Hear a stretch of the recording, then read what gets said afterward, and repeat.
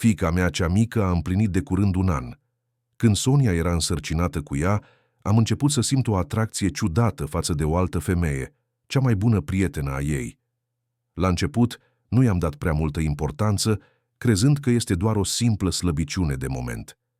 Nici măcar nu mi-am dat seama când lucrurile au scăpat de sub control. Întotdeauna am respectat-o pe Alina.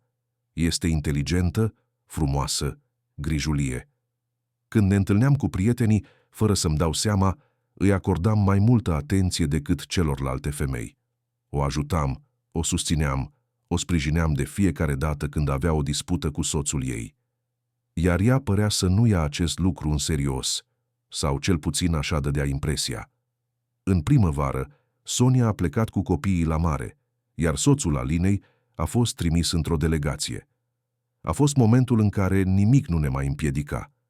Ne-am lăsat duși de sentimentele pe care nu le mai puteam reprima. Totul a venit de la sine. Întâlniri, conversații lungi, primele îmbrățișări, care nu mai păreau doar gesturi de prietenie.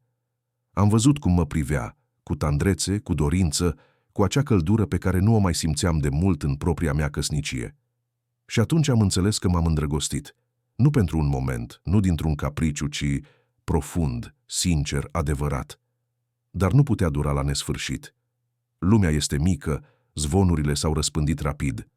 Sonia a început să bănuiască ceva. Certurile dintre noi au devenit tot mai frecvente. Și în casa Alinei tensiunile au crescut, relația cu soțul ei s-a deteriorat. 2 căsnicii au început să se destrame și totul din cauza noastră.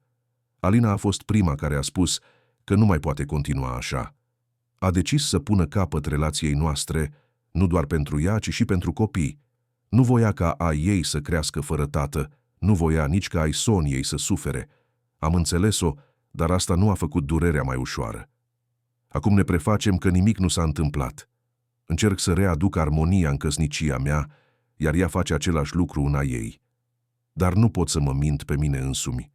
Simt că am făcut cea mai mare greșeală a vieții mele, lăsând-o să plece.